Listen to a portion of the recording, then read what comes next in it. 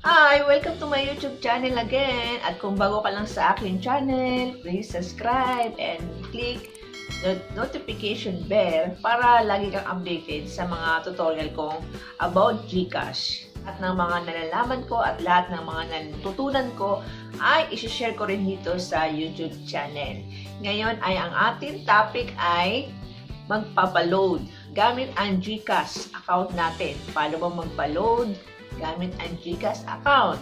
Kaya panoorin nyo. By the way, meron akong mga ibang link dyan sa description na mga tutorial ko, mga last upload ko.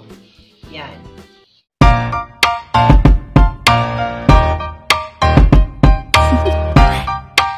Do you wanna know? Bali, ito ang ituturo ko. GCash.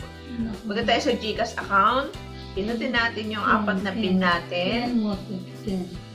Then, yan yung balance ko, 400-350. Then, click mo yung buy load. Then, got it. Pinutin mo lang yan. And then, yan, buy load for.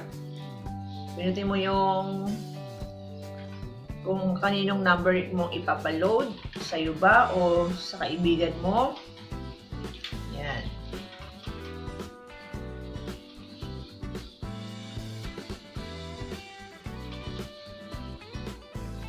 Click next. Then, lalabas yung regular, sort or call all text. Ako, sa regular, pipindutin ko lang yung number o ikaw, any kung anong amount ang pipindutin mo. Then, pindutin mo yung pay. I-click mo yung pay. Then, pwede mo siyang, yung araw na yan, pwede mo i-download para may copy ka. O, then, pagkatapos ay done. Then, okay, ganyan lang, napaka-easy lang magpa-load.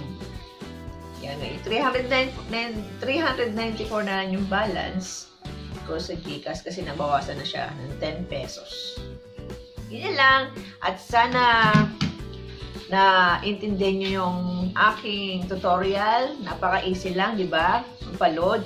At sana lagi kayong updated sa aking video sa next na vlog ko about GCash. Ano-ano pa ba ang gamit ng GCash? Yan.